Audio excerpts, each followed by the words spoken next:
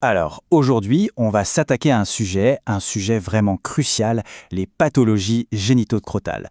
Pourquoi crucial? Eh bien parce qu'ici, un diagnostic précis, c'est absolument fondamental.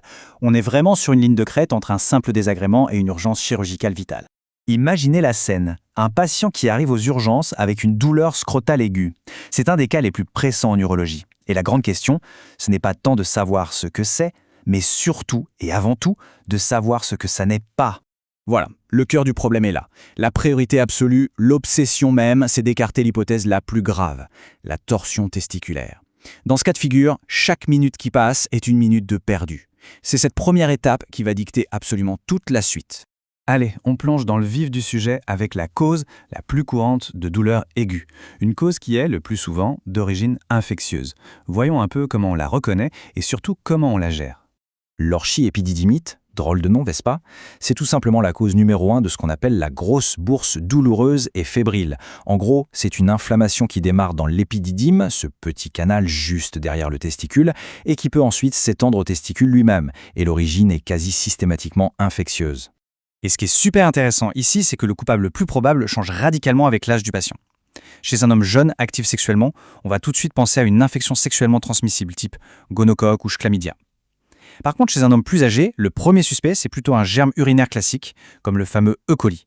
Bon, pour s'y retrouver dans tout ça, heureusement, il y a des gestes cliniques qui sont juste fondamentaux. Le premier et le plus connu, c'est le signe de Prehn. C'est un réflexe diagnostique absolument essentiel. Alors, comment ça marche? C'est tout bête, mais c'est hyper malin.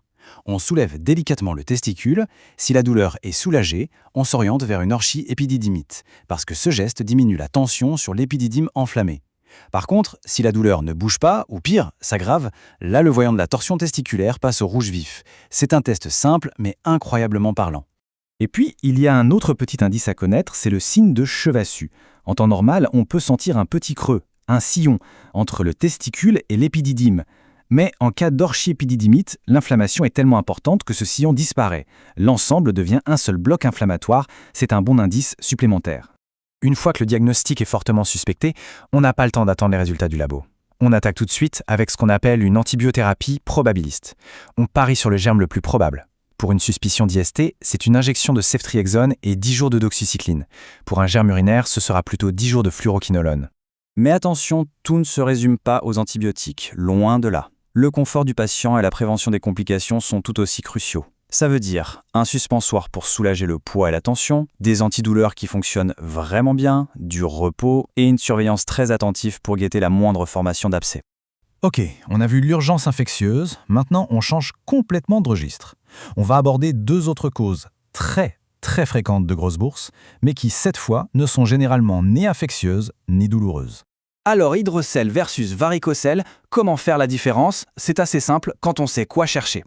L'hydrocèle, c'est du liquide. Au toucher, c'est lisse, tendu, et si on place une lumière derrière, elle passe à travers, c'est translucide. La varicocèle, en revanche, c'est une dilatation des veines. Et là, la sensation au toucher est très caractéristique, on parle de sec de verre. Et bien sûr, c'est complètement opaque à la lumière. Et là, attention, gros warning, c'est un point d'alerte majeur. Si une varicelle apparaît soudainement chez un adulte, et tout particulièrement du côté gauche, ça doit immédiatement faire tilt.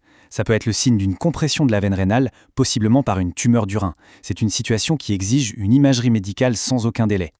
Allez, troisième partie de notre analyse, on va parler cette fois d'une anomalie qui n'est pas acquise, mais qui est bien présente dès la naissance. Regardez bien ce chiffre, 1/3. Ça peut paraître un peu abstrait comme ça, mais on va voir tout de suite à quel point il est parlant. Eh oui, 1/3, c'est la proportion de grands prématurés qui naissent avec ce qu'on appelle une cryptorchidie, c'est-à-dire un testicule qui n'est pas encore descendu dans la bourse. Heureusement, il faut le dire, dans l'immense majorité des cas, tout rentre dans l'ordre spontanément pendant la première année. Mais alors, si ça ne descend pas tout seul, pourquoi est-ce qu'on s'inquiète autant? Eh bien parce que les conséquences à long terme, elles, ne sont pas anodines du tout. On parle d'un risque d'infertilité, d'un risque plus élevé de torsion et surtout d'un risque bien plus important de développer un jour un cancer du testicule. Le suivi est donc capital.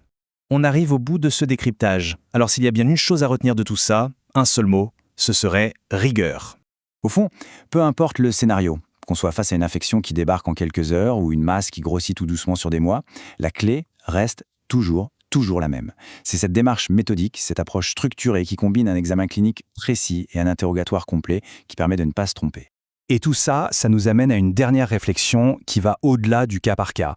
Pour beaucoup de ces anomalies, le diagnostic est posé très tôt, parfois même à la naissance. Mais la vraie question, le vrai défi, c'est comment s'assure-t-on que le suivi sera bien fait sur des décennies pour prévenir des complications qui peuvent survenir 20, 30, 40 ans plus tard? C'est un véritable enjeu de santé publique.